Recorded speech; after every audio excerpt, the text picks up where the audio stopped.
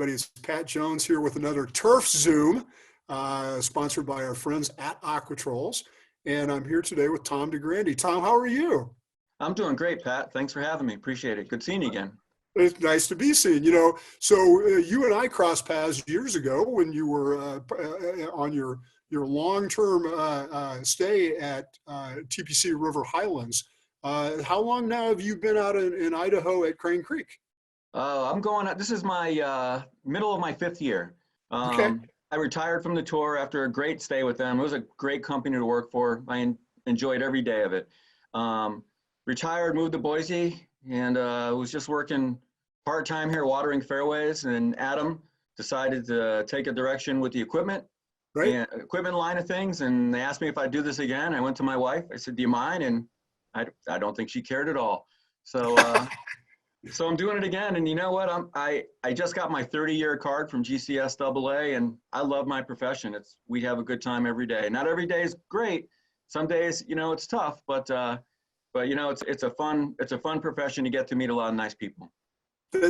30 years is a long time. You see a lot of folks with 20-year cars or 25, but 30 is amazing. What do you think over the years, the 30 years or so, what do you think is the most important lesson that you've sort of learned about how to do what you do, how to do this process of presenting a golf course?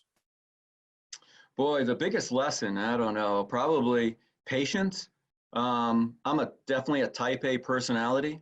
I tell some of these guys today, they may not have liked the younger version of me. I was a very impatient, had to get it done now. You know what? I've kind of gotten better at that. Much more patient, much more understanding with the kids, and I think we produce a really good product. But I think it's probably, for me anyway, it's just becoming more patient, and that's with age. I'm 62 years old now, so it's you'll learn. I remember, I got into this profession when I met a gentleman named Fred Bashan, who was at Weathersfield Country Club, and he was one of the most mellow guys I ever met, and had a great golf course, and he just never seemed like he was hurrying, but everything was just always awesome. I think I finally got there. So I'm not running all the time, but I'm getting all my stuff completed, and I'm not just going crazy every day. So I think just patience and learning to just get everything done on a much more timely basis. So what are the things that you take out of the equation and being more accepting and being more patient? What are some things you don't get excited about anymore? Wilt. I've learned to adjust around wilt a little bit. It comes back. As long as you get to it, it comes back. It's not going to go away. Some of the things I don't face out here though are very different.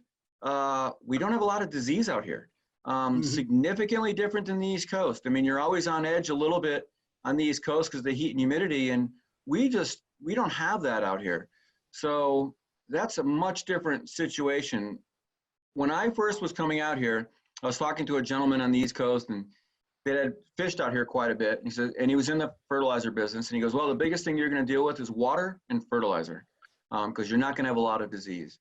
So, and I think those two I think that's perfectly true. I think I've sprayed fungicides just a couple of times for winter snow mold. I mean,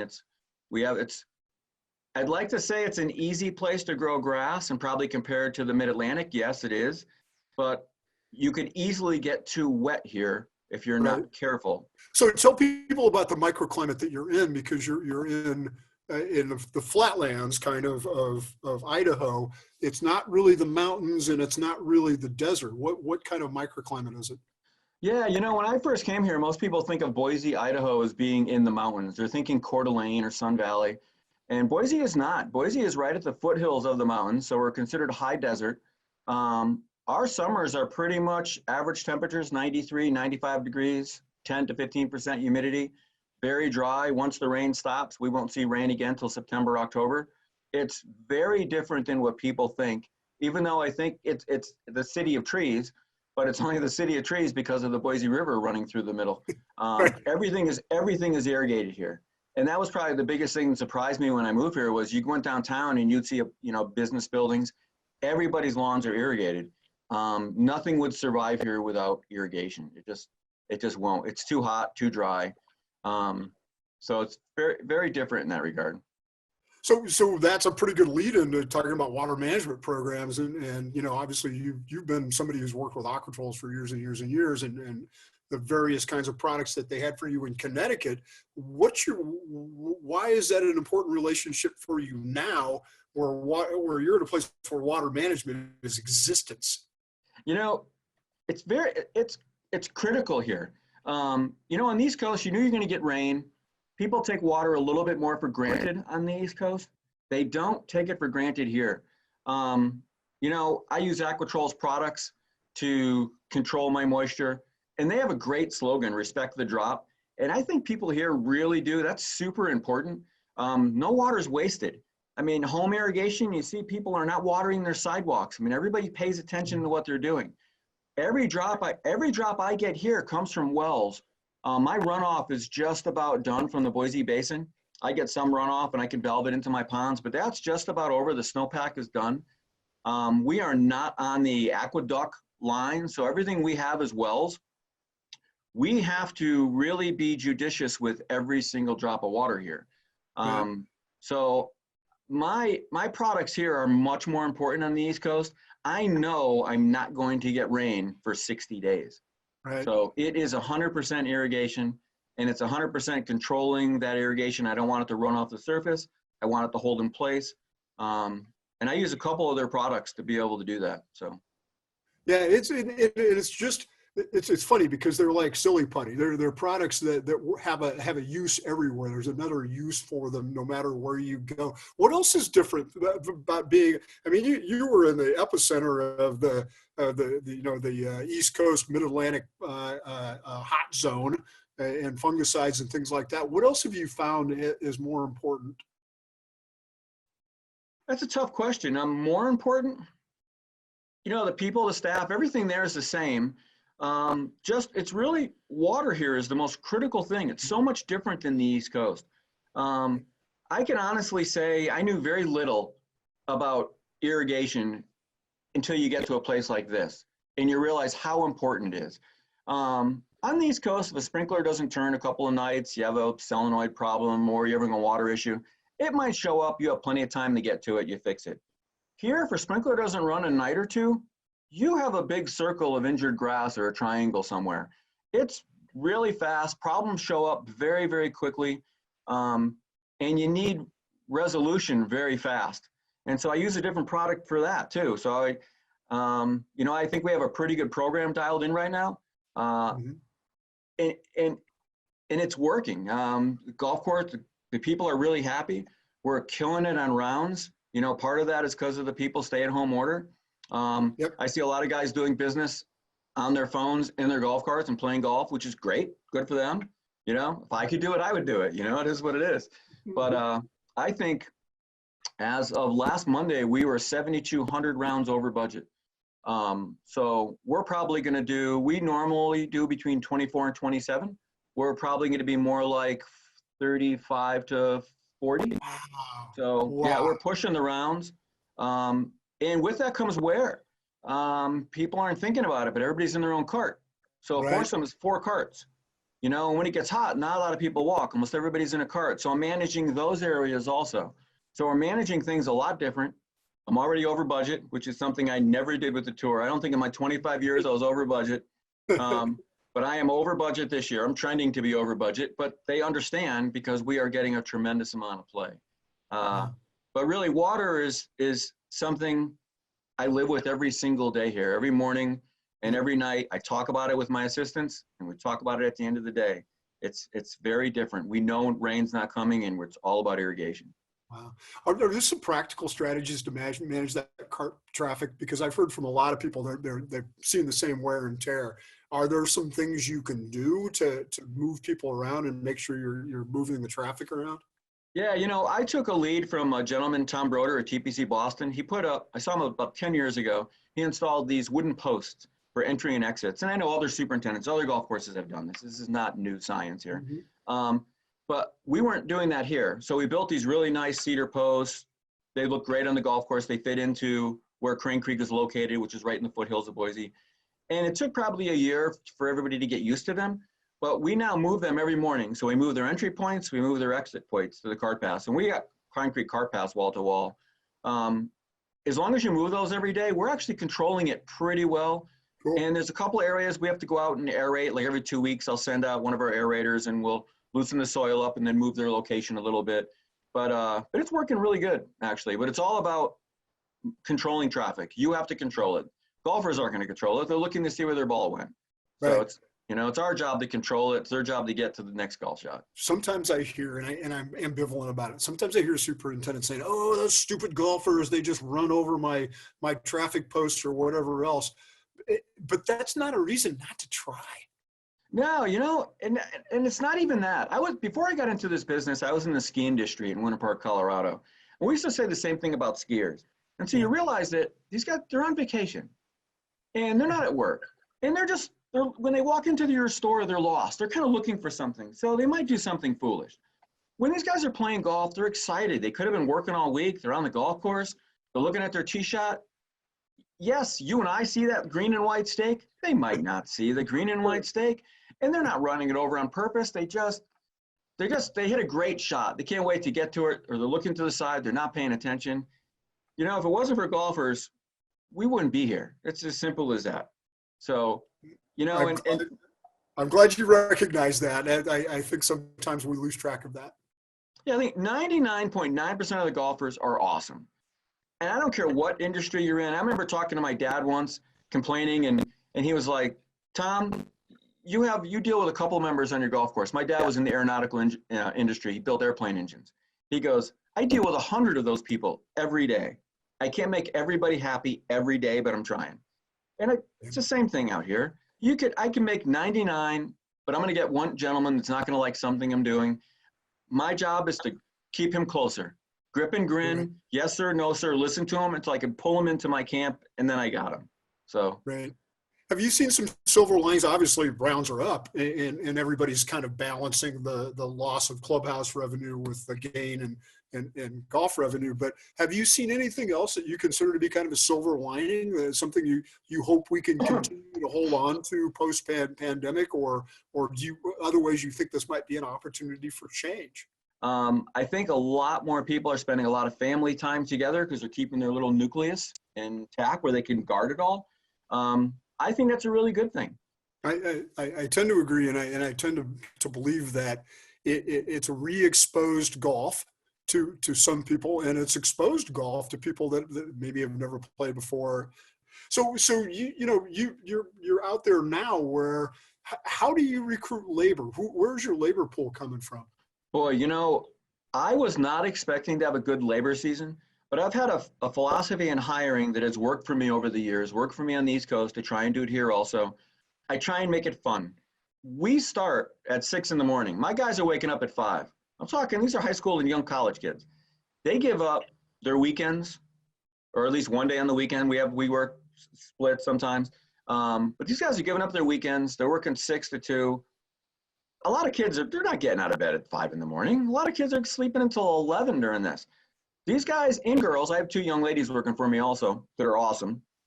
If the guys can keep up with the girls, we'll be doing great because they work their tails off. But, these guys they get up early. I want them to have fun. I want them to enjoy themselves here. I'm the SD guy. When I drive around the golf course in the morning and the guys are raking bunkers, I'm constantly reminding them of social distance. So they're right. Kids. They're going to migrate together. So my job is to just remind them they separate. Everybody stays apart.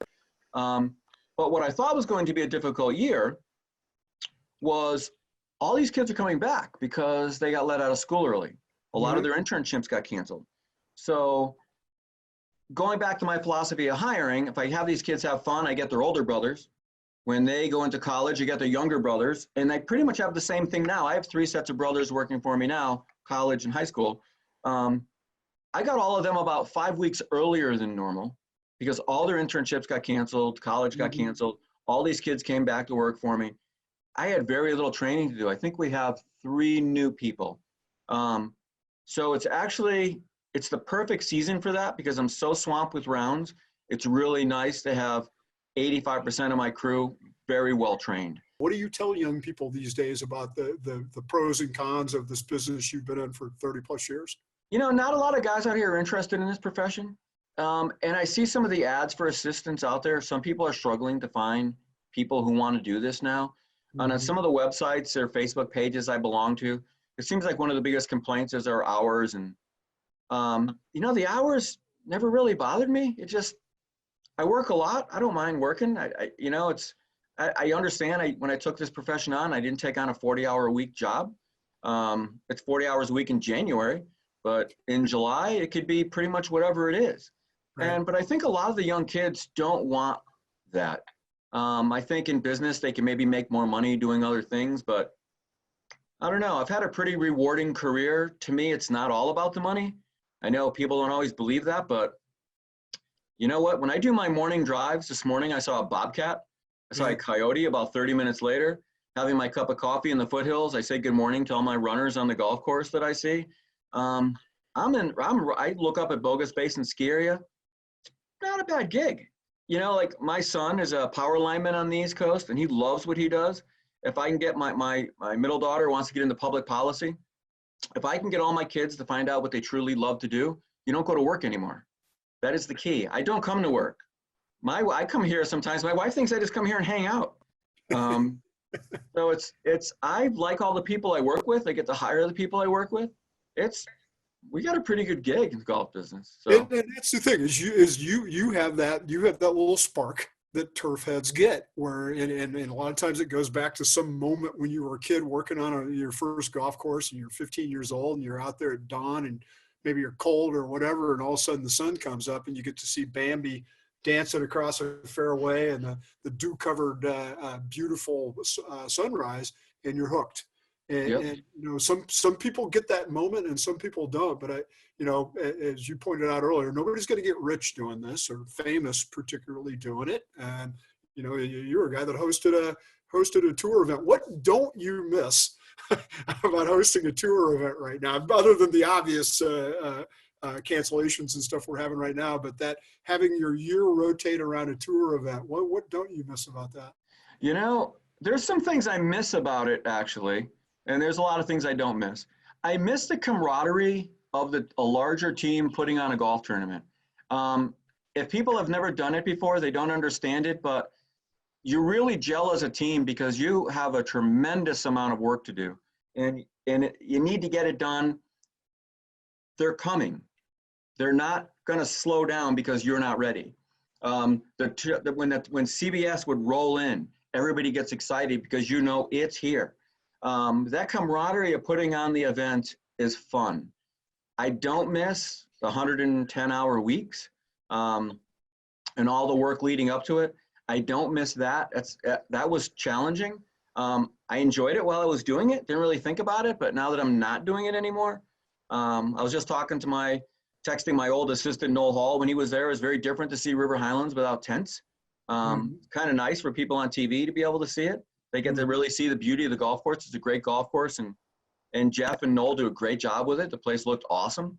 But I don't miss all those hours. But I do miss a lot of the people. There was a lot of good people at that club.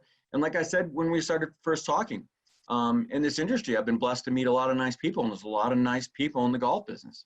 A lot of like-minded people. I don't care if they're in the clubhouse or they're out on the golf course or in the golf shop. A lot of like-minded people that are having a good time around the game of golf. And I'm fortunate enough I played Little League when I was 8 and skied in my middle years, and now I'm making a living at sports still in golf. I don't think I've had a real job my whole life. Go figure. Yeah, I agree. I've always been shocked that somebody pays me to do this stuff. It's like, what? Okay, cool. Exactly.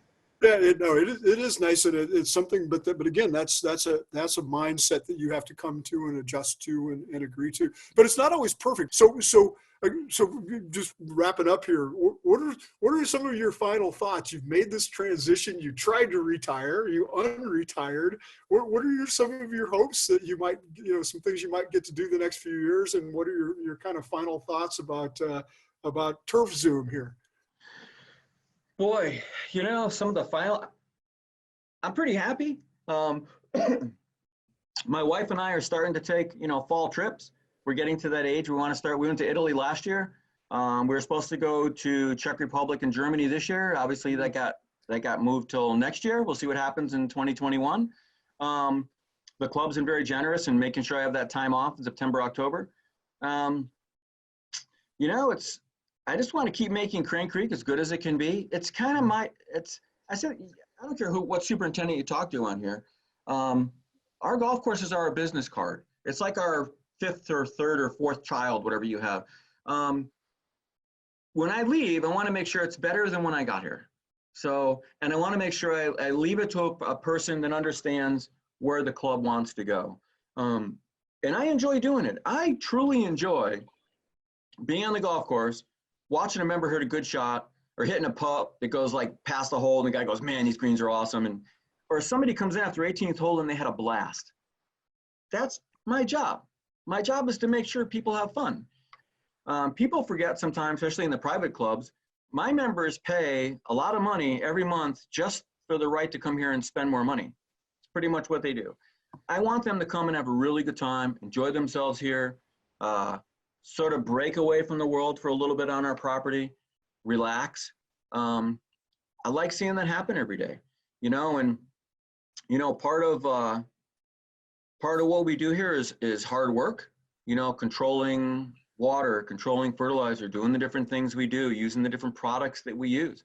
You know, I'm lucky I have some of these products available to me, and some of these people, the salesmen. I mean, salesmen are some of the biggest people we have in the business.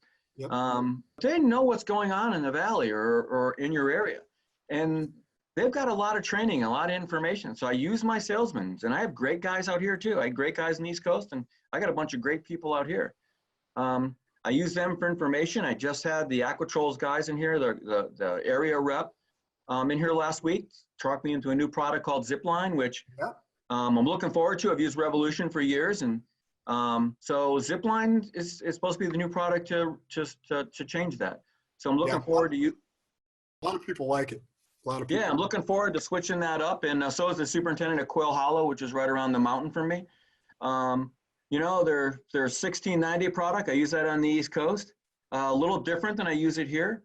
On the East Coast, I use their 16-ounce rate, got like 60, 70 days out of it. Wow. Here, you know, I switched it up, and I talked with their reps, and he says, you know, that's where I got my information from. We go 8 ounces every 30 days, and then every Monday we go out with Aqueduct, and we spot treat any hot spots, and it's been great. I mean, my golf course is firm, not perfectly green. I don't want it perfectly green. It's got some little tinges of that green tan around. It's playing like a golf course in Boise, Idaho should play. Awesome. You know, I think sometimes you have a tendency to get too wet because some people want it green. Our job is also to convince everybody the green is not necessarily healthy. Green could be too wet, too prone to disease, too prone to issues. So we want to find that fine balance. And that's what makes our job hard, is finding the balance, and that where's that line. It's easy to get one way or the other, but staying on that line is hard. But I'm blessed. I got some good stuff to work with, and I got good people around me. I got good assistants. Randy and Dylan do a great job, and so I'm lucky. Well, the thing that I'm going to take away is what you said earlier about your golf course being your business card. I like that a lot. And I can't tell you how much I appreciate your time today and your willingness to help us on Turf Zoom here. And I just want to thank the Aquatrols people once again for making this possible. And thank you very much, Tom. I'm glad you could join us. Yeah, Pat, nice to see you again. And anytime, just give me a call. You know where I'll be.